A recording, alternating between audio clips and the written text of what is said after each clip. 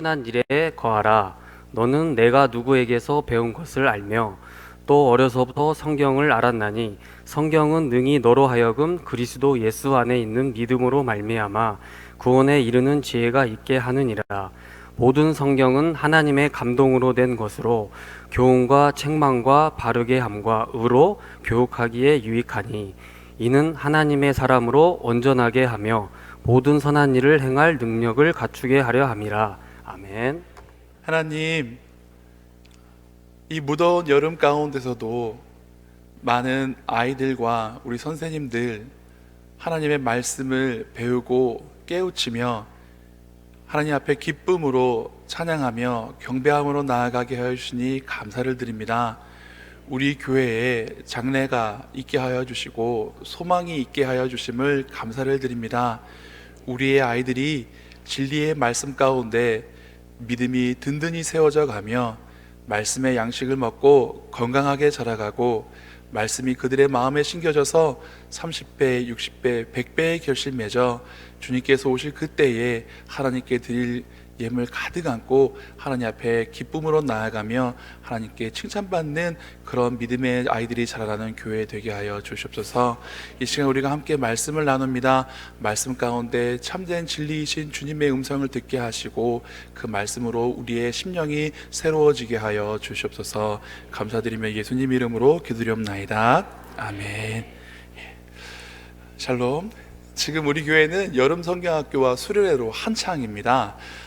먼저는 유치부와 그리고 이청년부가 수련회를 갔다 왔고요. 그리고 지난 금요일부터 오늘까지 유아부, 유년부, 소년부가 성경학교, 여름 성경학교를 했습니다. 그리고 내일부터는 고등부가 수련회를 떠나고요. 주말에 또 되면 다시 초등부가 여름 성경학교를 합니다. 그래서 교회는 거의 매일마다 선생님들이 나와서 성경학교를 준비하십니다. 기도하고 모여서 뭘 만들고 나면 또 모여서 연습을 하고 또 연습을 하고 나면 다시 모여서 기도를 하고 이렇게 선생님들이 나와서 땀 흘리시는 모습을 보면서 얼마나 감사한지, 또 너무 감사한 건 선생님들이 그렇게 땀 흘려 준비하고 기도로 준비한 성경학교에 아이들이 오면요, 평상시하고 다릅니다. 평소보다 더 큰 목소리로 찬송을 부르고 율동하지 않던 아이들조차도 율동을 하게 됩니다. 물론 그게 하나님 주신 은혜 때문인지 가끔은 스티커에 욕심이 나서 그러는지 구별이 잘 안 될 때가 있긴 하지만, 그럼에도 불구하고 그런 모든 활동 속에서 아이들의 믿음이 조금씩 자라가고 있는 것은 분명한 사실이고, 이것이 얼마나 감사한 일인지 모릅니다. 이 짧게만 보이는 2박 3일 정도, 이틀 정도의 성경학교를 위해서 선생님들께서 한 2달 전부터 모여서 강습회를 다녀오고 주제 말씀을 나누고 기도합니다. 그리고 이 선생님들뿐만 아니라 많은 분들이 부모님의 마음을 가지고 와서 아이들이 먹는 것 준비해 주시고 또 차량으로 봉사해 주시고 여러 가지 것들로 섬겨 주십니다. 그리고 마음 있으신 분들은 또 이렇게 막 물질로도 도우시고 간식으로 갖고 와서 찬조해 주시는 분들이 계십니다. 이 모든 것들이 하나님께서 기뻐하시는 일이라고 믿습니다. 자, 그러면 왜 우리가 이렇게 여름이 되면 여름 성경학교와 수련회를 해야 할까요? 일주일에 한 번씩 주일학교에 와서 예배드리고 말씀 배우는 걸로는 사실 부족합니다. 날마다 말씀을 읽고 날마다 말씀을 배워도 부족합니다. 그래서 우리가 여름이 되면 보다 더 집중적으로 하나님의 말씀을 더 배우기 위해서 시간을 내고 정성을 들입니다. 그러면 이 말씀이 얼마나 중요한가? 오늘 본문 말씀을 통해서 왜 우리가 이 말씀을 배워야 하고 또 자녀들에게 가르치고 말씀대로 살아야 될지 함께 나눠보고자 합니다. 오늘 본문 있는 갈라디아 3장 1절에 보면 이렇게 시작합니다. 너는 이것을 알라, 말세에 고통하는 때가 이르러. 사도 바울 선생님이 성경 말씀의 유익함과 성경 말씀의 좋은 것을 가르쳐 주시기 전에 먼저 이야기하는 것은 말세가 되면 고통하는 때가 이르게 된다라고 얘기해 주시는 것입니다. 신학적으로는 예수님이 부활 승천하셔서 다시 오시기까지의 기간을 말세라고 합니다. 그러니까 주님이 다시 오시기를 기다리는 이 순간, 이 순간, 이 시간도 말세인 것입니다. 그러면 그때가 되면 어떤 일들이 일어나는가? 고통하는 때가 일어난다고 합니다. 2절부터 5절까지의 말씀을 제가 봉독해 드리겠습니다. 사람들이 자기를 사랑하며 돈을 사랑하며 자랑하며 교만하며 비방하며 부모를 거역하며 감사하지 아니하며 거룩하지 아니하며 무정하며 원통함을 풀지 아니하며 모함하며 절제하지 못하며 사나우며 선한 것을 좋아하지 아니하며 배신하며 조급하며 자만하며 쾌락을 사랑하기를 하나님 사랑하는 것보다 더하며 경건의 모양은 있으나 경건의 능력은 부인하니 이 같은 자들에게서 내가 돌아서라. 말세가 되면 전쟁이 나고 기근이 일어나고 재앙이 닥쳐서 고통하는 때가 이르는 것이 아니라 사람들이 하나님보다 자기를 더 사랑하게 되고, 그래서 하나님을 버리고 세상을 향하여 물질의 욕심을 내고, 물질이 많아지면 그것으로 교만해지고 거만해져서 거역하고 다른 사람에 대해서 참지 아니하고 불의를 행하되 쾌락을 쫓아 불의를 쫓아가는 일들이 일어나기에 고통하는 때가 이르는 것입니다. 기후변화가 일어나고 홍수가 나고 화재가 나고 지진이 나서 고통하는 것이 아니라 사람들의 마음이 하나님을 떠나고 사람들의 마음이 거룩한 것을 떠나고 사람들의 마음이 참된 것을 떠날 때에 고통이 다가온다라고 사도 바울은 말씀하십니다. 그렇기에 그런 때에, 그런 시대에 믿음의 사람들이 살려고 하면 그럴수록 하나님의 말씀이 더욱 필요하기 때문에 바울 선생님은 오늘 성경 말씀에 대해 우리에게 강조해 주신 것입니다. 이어서 사도 바울 선생님은 자기의 삶에 대해서 오늘 본문 앞에 10절, 11절에 간략하게 소개하고 있습니다. 함께 성경을 펴신 분들은 저와 같이 읽어보겠습니다.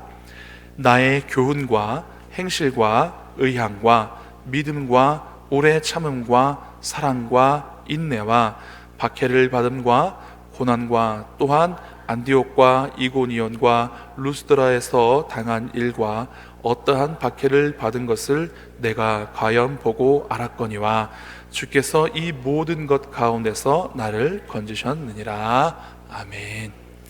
여기에 이 짧은 이 한 절의 말씀에 사도 바울의 30여 년의 선교 일생이 담겨져 있습니다. 그가 하나님의 말씀을 가지고 교훈하고 참된 신앙으로 사람들을 가르치고 예수 그리스도의 복음을 들고 일생을 본을 보이면서 살아왔습니다. 그런데 그런 가운데 여러 가지 환난과 고난을 겪었고 그것들을 견디고 인내할 수 있었던 것은 예수 그리스도께서 주께서 나를 건지셨기 때문에 라고 고백하고 있는데, 이 믿음의 근거가 어디로부터 말미암겠습니까? 바로 하나님의 말씀인 것입니다.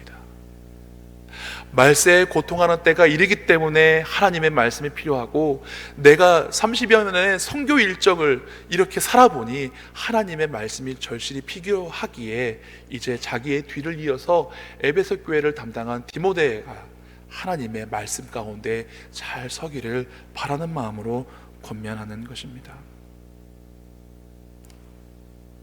사랑하는 성도 여러분, 우리가 우리의 지혜와 지식으로 우리의 양심으로 살려고 하는 것은 어리석은 일입니다.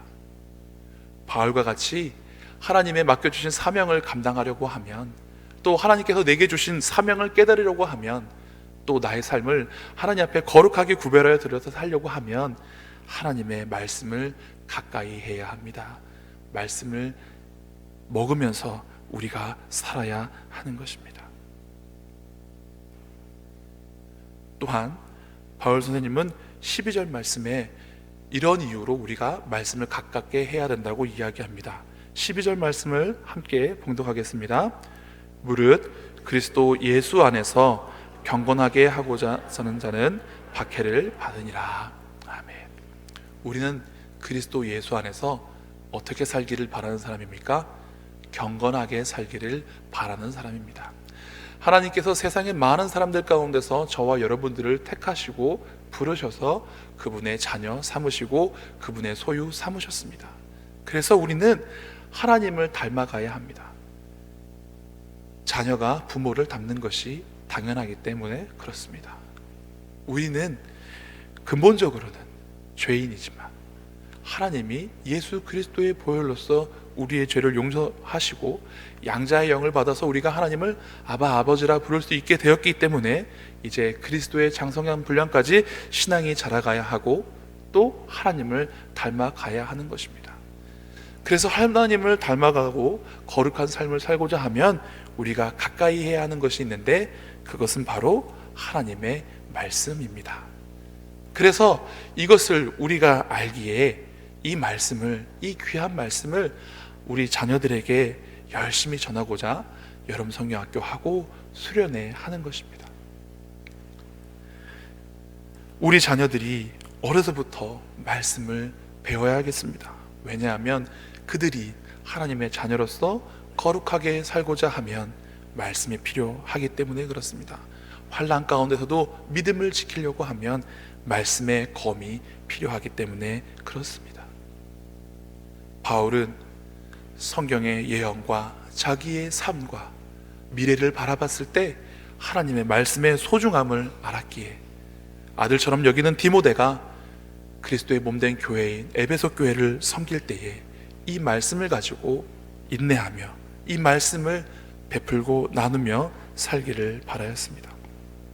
여러분, 예수님 믿으면 복을 받겠다라는 말씀과 경건하게 하고자 살고자 하면 환난을 박해를 받는다 하는 말을 갖다 놓고 보면 잘 어울리지 않습니다. 우리가 생각하기에 복을 받는 것과 박해를 받는 것은 별개의 문제처럼 보입니다.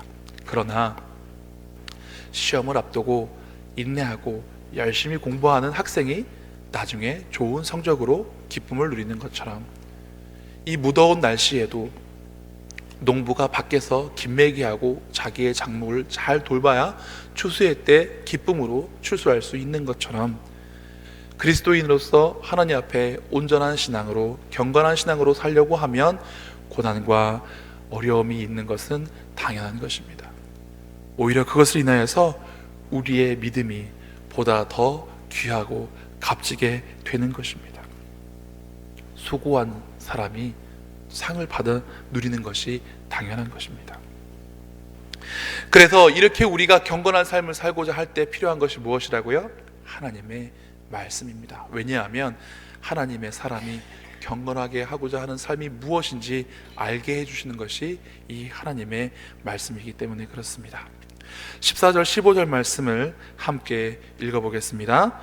그러나 너는 배우고 확신한 일에 거하라. 너는 내가 누구에게서 배운 것을 알며 또 어려서부터 성경을 알았나니 성경은 능히 너로 하여금 그리스도 예수 안에 있는 믿음으로 말미암아 구원에 이르는 지혜가 있게 하느니라. 아멘. 유대인들은 어려서부터 공부를 시작함에 있어서 제일 먼저 배우는 것이 하나님의 말씀이라고 합니다. 말씀을 달달달달 암송할 정도로 그렇게 말씀을 가르칩니다. 그리고 말씀을 배운 후에 다른 학문과 다른 공부가 시작됩니다. 그래서 모든 공부의 시작이 말씀으로부터 시작됩니다. 사도 바울은 디모데후서 1장에 보면 디모데 너희 안에 있는 이 믿음이 외조모 로이스와 어머니 유니게로부터 왔다라고 이야기합니다. 디모데는 아버지가 헬라인이었습니다. 그러나 어머니와 외할머니가 유대인이었기에 어려서부터 하나님의 말씀을 배웠다라고 방금 우리가 읽은 이 말씀에 사도 바울이 이야기하고 있습니다. 어려서부터 말씀을 배우는 것, 다른 어떤 지식과 다른 어떤 정보를 익히기 전에 하나님의 말씀을 배우고 익히는 것, 이것이 중요합니다. 우리의 자녀들에게 구구단을 먼저 가르쳐주고 한국 역사를 가르쳐주는 것도 중요하겠습니다만 우리 아이들에게 진리의 말씀인 하나님의 말씀을 어려서부터 먹여줄 수 있는 부모님들이 되셨으면 좋겠고 그런 우리 교회가 되었으면 좋겠습니다. 하나님의 말씀은 거룩의 기준이 됩니다. 어떻게 하면 거룩한 삶을 살고 어떻게 하면 죄인된 삶을 사는지 알려줍니다.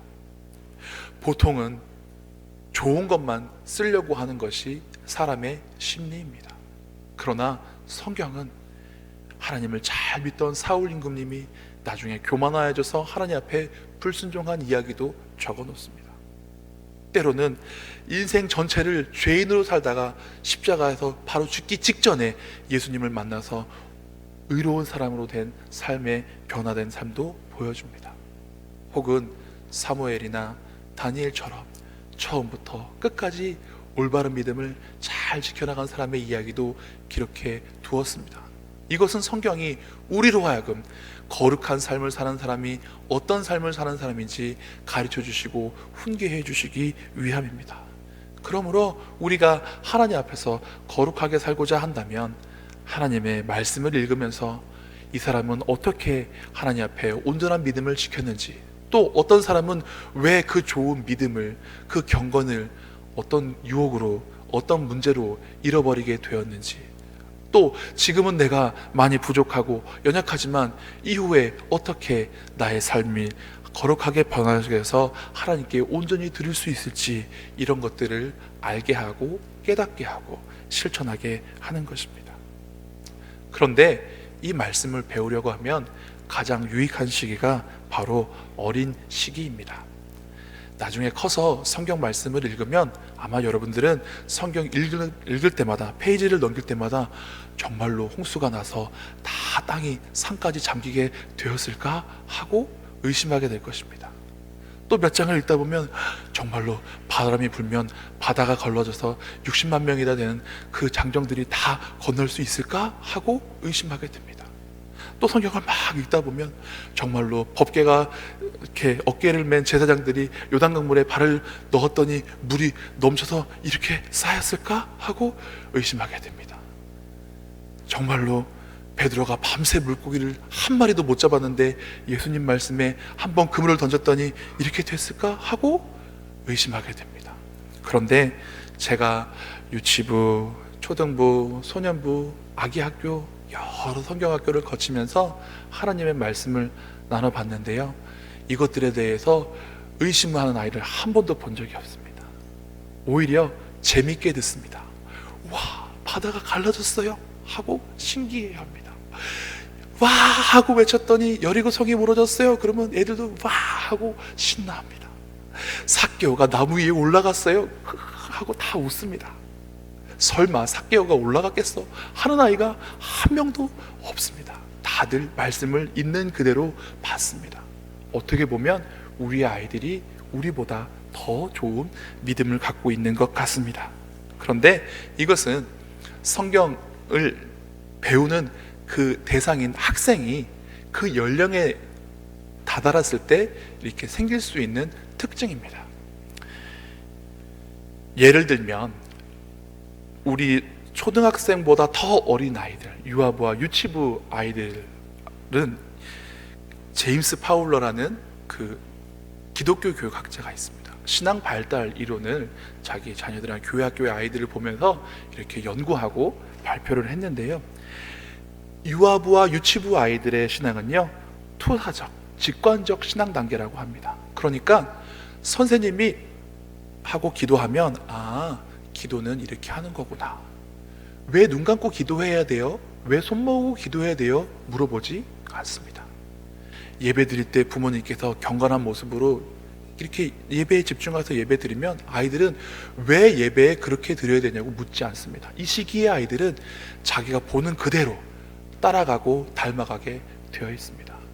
부모님이 하시는 것처럼 기도하고 부모님이 하시는 것처럼 말씀 있습니다.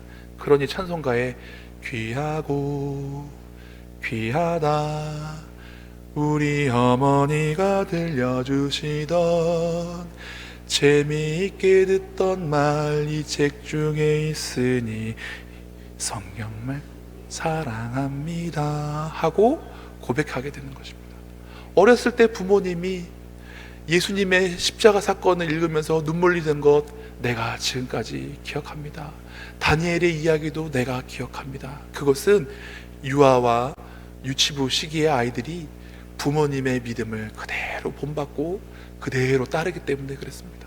그래서 우리 부모님들 되시는 분들은 나의 올바른 신앙을 위해서뿐만 아니라 자녀의 올바른 신앙을 위해서 하나님의 말씀을 읽는 것을 자녀들에게 보여주시고 가르쳐 주셔야 될 의무와 책임이 있습니다. 이것이 가정에서 시작하는 신앙교육입니다.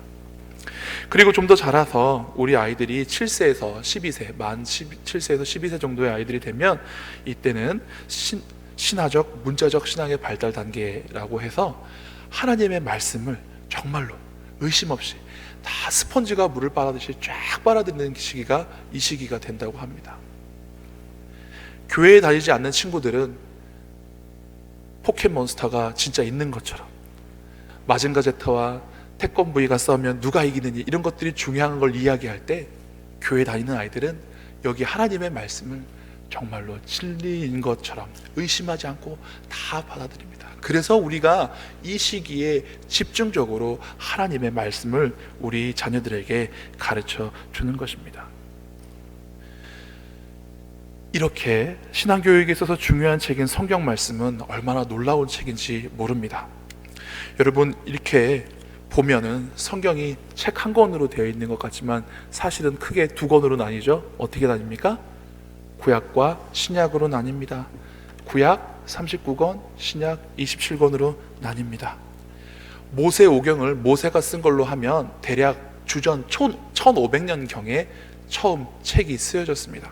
그리고 마지막 책인 요한계시록은 예수님 주후 100년 전쯤에 100년 뒤에 쓰여졌습니다. 그러니까 1500년 더하기 100년 하면 제일 첫 번째 책과 마지막 책이 쓰여지기까지 1600년의 시간이 흘렀습니다.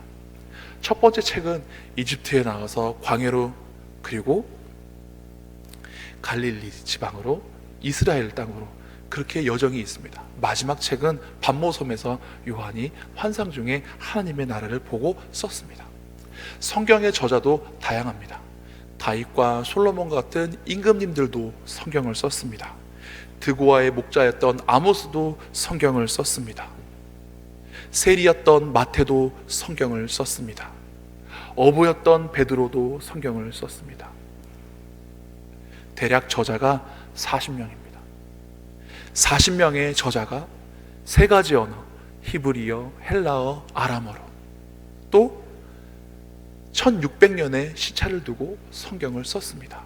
그런데 이 성경을 읽어보면 처음부터 끝까지 일관되게 나와 있는 주제의 말씀이 있습니다. 그것은 천지를 창조하신 하나님께서 사람의 타락함을 보고 인류를 구원하시기 위한 그분의 계획을 세우시고 여러 사람들을 통하여서 그들을 구원하고자 하였으나 마침내는 하나님의 아들이신 예수 그리스도를 이 땅에 보내주셔서 그분을 믿는 믿음으로 구원을 받게 하신다는, 처음부터 끝까지 40여 명의 사람이 1600년 동안 여러 가지 언어로 썼는데 한결같이 우리를 향한 하나님의 사랑, 하나님이 세상을 이처럼 사랑하사 독생자를 주셨으니, 이 말씀에 대하여서 가르쳐주고 있는, 교훈해주고 있는 사랑의 편지이자 진리의 말씀인 것입니다. 어떻게 해서 이것이 가능할까? 바로 붓을 들어 쓴 사람은 여럿이지만 그들에게 감동을 주셔서 기록하게 하시니가 성령 하나님이시기 때문에 그렇습니다.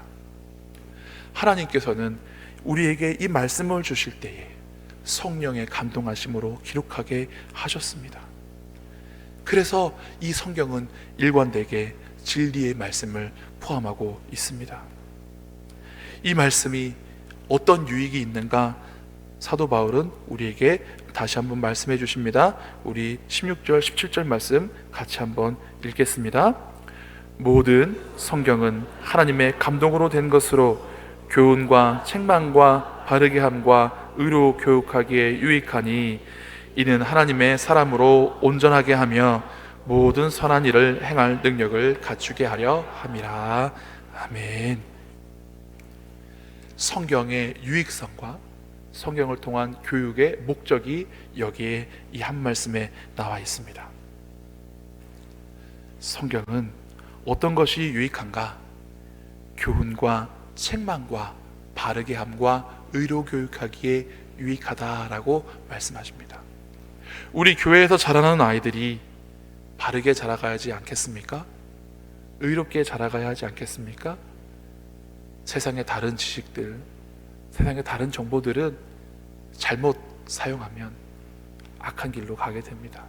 그래서 우리는 먼저 말씀을 통하여서 아이들이 참된 가치와 올바른 것들, 어떻게 하는 것이 하나님의 기뻐하시고 선하시고 온전하신 뜻인지 분별하도록 지도해야 하는 것입니다.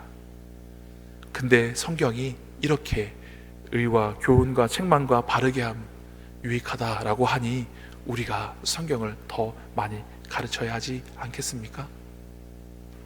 신기한 것은 많은 부모님들이 수학학원, 영어학원 혹은 과외 이런 거 보내는데 교회 와서 목사님 우리의 성경 과외 좀 해주세요. 한 번도 들어본 적이 없습니다. 너무나 안타깝습니다. 여러분, 성경 과외까지는 아니어도 주일학교에 보내주셨으면 좋겠습니다. 권사님 손주가 안 나왔어요. 애가 이래저래서 안 나왔어요. 안타깝습니다. 만약에 학교를 안 나간다고 하면 어떻게 하시겠습니까? 다리 몽둥이를 부러뜨리는 한이 있더라도 매를 들고서라도 학교를 억지로 보내지 않겠습니까? 그런데 희한하게 왜 이번에 우리 친구 수련회 안 간다고 하죠? 그러면 애가 가기 싫어해요. 학교를 안 간다고 하면 어떻게 하시겠습니까? 때려서라도 보내지 않겠습니까? 물론 교회를 갈 때 때려서라도 보내면 어떻게 하겠습니까? 강권해서 좋게 해서 데리고 와야겠죠. 여러분, 무엇이 참되고 무엇이 더 중요합니까? 세상의 지식입니까? 진리의 말씀입니까? 부모된 우리가 먼저 말씀 위에 진리 위에 서야 합니다. 그리고 우리의 믿음을 본받아서 우리의 자녀들이 잘 자라갈 수 있도록 말씀을 전해야 하는 것입니다.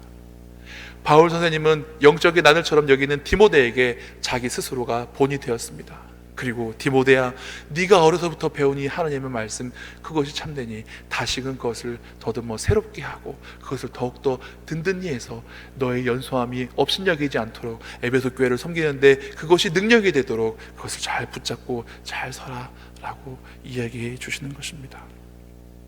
아직 성경학교와 수련회가 남았습니다. 이것은 교육부서만의 일이 아닙니다. 우리 교회의 일입니다. 우리 교회의 자녀들이 말씀 안에 든든히 세워져서 끝까지 믿음을 지켜야 합니다. 어느 교회는요, 청년들이 없어서 이제 어떻게 하면 좋을까 이제서야 걱정하는 교회가 있습니다. 목사님 우리 교회 청년부 좀 살려주세요. 목사님 마음대로 목회하세요. 우리는 신경 안 쓸게요. 대신 우리가 다 도울게요. 왜 이런 말이 나온지 아십니까? 예배를 드리는데 다 할머니 할아버지만 앉아있는 교회가 이제 많이 늘어났기 때문에 그렇습니다. 그런데 그게 시골에 있는 어느 교회가 아니라 서울 중심가의 종로에, 을지로에, 대학로에 있는 교회들 이야기가 되었습니다. 우리라고 그러지 말란 법이 없습니다. 우리는 이제 경각심을 가져야 됩니다. 그래서 교육부 선생님들이 열심히 성경학교 해주시는 거를 격려를 많이 해주시고 또 기도를 많이 해주시고 또 마음으로 많이 쏟아주셔서 우리 교회가 주님 오실 그날까지 대대에 하나님께서 우리의 거처가 되어주시고 믿음의 훌륭한 일꾼들과 자원들이 계속해서 생겨나는, 그래서 이 나라와 또 하나님 나라의 뜻을 위해서 열심히 일하는 일꾼들이 세워지는 그런 복된 교회 되기를 위해서 우리 성도님들이 한마음 돼서 함께 기도해 주시기 바랍니다. 기도하겠습니다. 하나님, 교훈과 책망과 바르게 함과 의로 교육하기에 유익한 하나님의 말씀으로 여름 성경학교와 수련회를 하고 있습니다. 하나님, 사람의 말과 사람의 지혜가 아닌 하나님의 말씀이 선포되어지고 진리이신 하나님의 말씀이 아이들 마음 가운데 새겨지게 하여 주시옵소서. 하나님, 우리의 자녀들이 진리의 말씀 양식을 먹고 튼튼하게 그들의 영혼이 세워지게 하여 주셔서 경건하게 하고자 하는 사람이 박해를 받을 때에 낙심하지 아니하고 실망하지 아니하고 포기하지 아니하고 소망 대신 주님 바라보며 끝까지 믿음 지킬 수 있도록 도와주십시고, 말세에 고통하는 때가 되더라도 하나님 그 믿음을 말씀 붙잡고 잘 지켜나갈 수 있는 그런 하나님의 귀한 사람들 세워주는 복된 교회 되게 하여 주시옵소서. 감사드리며 예수님 이름으로 기도드립나이다. 아멘.